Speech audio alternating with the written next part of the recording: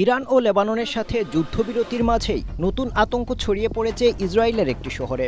দেশটির দক্ষিণাঞ্চলীয় শহর নেতিভতে হাজার হাজার মৌমাছির ঝাঁক হানা দিয়েছে। এতে মুহূর্তের মধ্যেই সর্বত্র আতঙ্ক ছড়িয়ে পড়েছে। গেল বুধবার এই অস্বাভাবিক ঘটনায় শহরের জনজীবনও স্থবির হয়ে পড়েছে।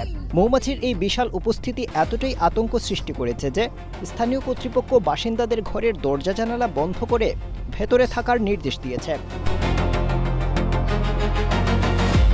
কাতার ভিত্তিক সংবাদ মাধ্যম আল জাজিরা জানিয়েছে, বাণিজ্যিক কেন্দ্রের ব্যস্ত রাস্তা থেকে শুরু করে ঘরবাড়ি সবই যেন দখল করে নিয়েছে মৌমাছির বিশাল বাহিনী। পরিস্থিতি এতটাই গুরুতর যে মৌমাছির এই দল ইসরায়েলি সামরিক বাহিনীর ওপরও প্রভাব ফেলেছে। স্ট্রবেরি সুপার ডটেড ও ক্লাসিক ভ্যারিয়েন্ট সেন্সেশন জাগুক শিহরণ। দেশটির বিভিন্ন গণমাধ্যম জানিয়েছে, একটি সামরিক বিমানের ইঞ্জিনে মৌমাছির ঝাঁক ঢুকে পড়ায় এবং ডানায় আটকে থাকায় বিমানটির উড্ডয়ন সাময়িকভাবে বন্ধ ছিল। তবে বিজ্ঞানী ও কীটপতঙ্গ বিশেষজ্ঞরা দাবি করেছেন, এটি কোনো পরিকল্পিত হামলা নয়, বিরল কিন্তু স্বাভাবিক প্রাকৃতিক প্রক্রিয়া। গবেষকদের মতে, বন্য পরিবেশে গাছপালা বা গুহার অভাব থাকলে মৌমাছিরা অনেক সময় শহরের দালানকোঠা বা দেয়ালের ফাটককে নিরাপদ মনে করে।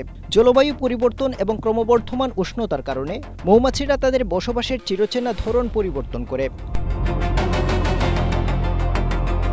ঘটনাটি ধর্মীয় আলোচনারও জন্ম দিয়েছে।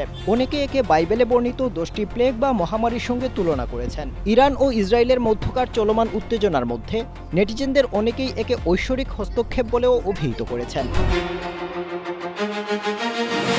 Abdal Hussain, Asia post.